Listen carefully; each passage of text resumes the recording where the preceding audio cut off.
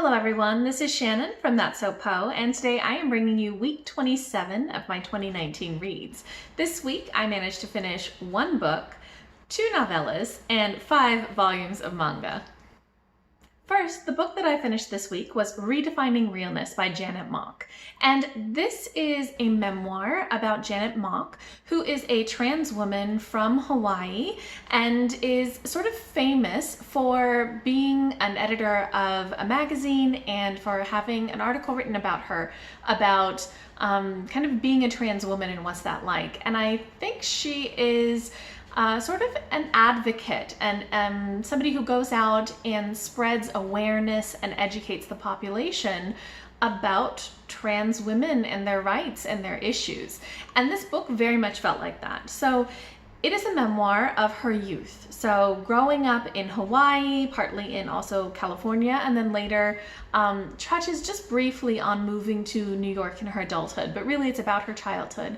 And I think that this book does such a good job of bringing you into that experience of what it's like to grow up in a body that doesn't fit who you are and how you might struggle with trying to conform to the expectations that your parents have, that society has, but how wrong that feels for you and how you've got to, in the end, be okay with who you are. So that frustration and that struggle that she had growing up and pretty much always feeling like she was a woman is really felt in this book. You can just empathize so deeply with that.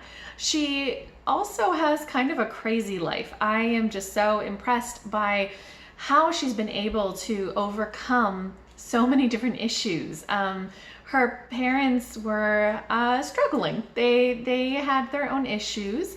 Some of those issues were pretty significant. She also experienced quite a lot of abuse, not from them, but from other people in her life, and had to make some very difficult choices in order to move forward in her life. There was very much this idea that no matter what bad things happened, she was the one who was going to be responsible for getting herself further in life, and she did it. I mean, she did it. You know, she took whatever steps were needed to get what she wanted, and one of the big things that she wanted was to live her life as a woman. And so this story just really tells her journey, and I think it's really great for somebody who's new to the idea of what it's like for a trans woman to grow up if you're not very familiar with that. This is a great book, I think, to start with, especially because she peppers her story with little facts and bits of information, little educational bits about what life is like for trans teens, for trans children, for trans women, what sorts of violence they face, how, trans kids make up a really significant portion of homeless children. There's just a lot of bits of information. So clearly she has used this book as a platform to spread information and to educate the population, and I think it really works in that way. It's also just a very inspirational story. Overall, I gave this 4.5 out of 5 stars. I think that while I found the story really impactful and the message really powerful, I didn't always find the writing voice as gripping as I have in some other memoirs that I've read recently. Next, I finished 2 novellas, which I'll only briefly discuss here because I am going to be discussing those in more detail later this week in a discussion video with my husband about the Hugo novella finalists for this year. So I'll just briefly talk about these 2 here. The first is The Tea Master and the Detective by Aliette de Bodard, and I adored this. This was so great. I was really happy actually with how much I loved this.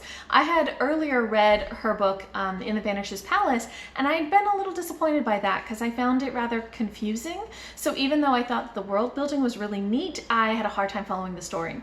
This was totally different. The world building was fantastic. I mean, really fantastic. This is part of her Shuya universe, which is this sort of Vietnamese sci-fi universe where, you know, you've got space travel and all sorts of things, but very much, you know, Vietnamese culture, poetry, and tea, and all these sorts of things.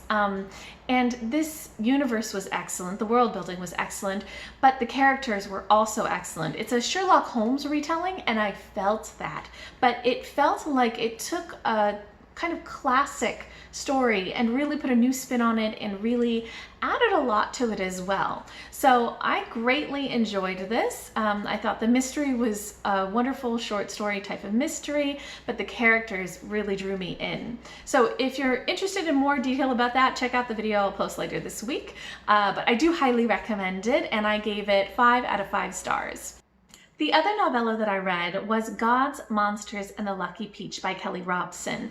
This is a really actually quite fascinating world. It is set in the future where humanity has continued as we have been doing and sort of ruined the earth. Things got really bad, and now in this future timeline, humanity is trying to fix things, and they're trying to sort of rehabilitate all of the earth and, you know, get the rivers and the glaciers back and all that sort of stuff. And it's a lot of hard work. In this story, the main character, Min, is a scientist who deals especially with rivers and trying to fix the rivers in Calgary. And she is old, she's in her 80s, but very determined. And she comes across an opportunity to be part of a project that is going to do some research on ancient Mesopotamian rivers, the Tigris and the Euphrates, in order to provide some information on how they could rehabilitate those. And that's a big project. It also involves time travel, which exists in this world, but it's very kind of top secret technology owned by a company. And so she, you know, a lot of this book is spent with her getting her team together and making a proposal and going through the interview process. And I think that this is really fascinating because so much of the story focuses on the bureaucracy. So the bureaucracy, and also a lot on the kind of ecology and biology type of the sides of sciences, which you don't usually see in too many sci-fi books. There's a lot more about like physics and space, but this one is firmly talking about riverbeds and things like that. So that was really fascinating, and the characters were very well developed. I felt that there was a lot of looking at kind of who they were and how they get along with each other, that sort of thing. But I didn't find this story quite as gripping.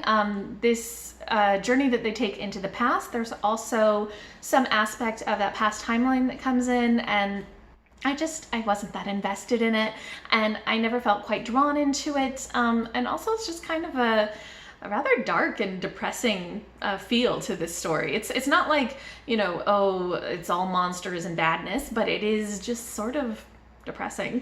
So I liked the world building, but I don't know that I'd really like to go back to this world or read more of it, even though I thought that was really cool. I'd definitely be interested in reading something else by Kelly Robson, but maybe not in this world. So I gave it 3.5 out of 5 stars. And lastly, I finished volumes 4 through 8 of My Little Monster by Robico. This is a manga series that was recommended by Reija at the Book Finch, who I will link below, in her Slytherin manga recommendations video, which I will link below.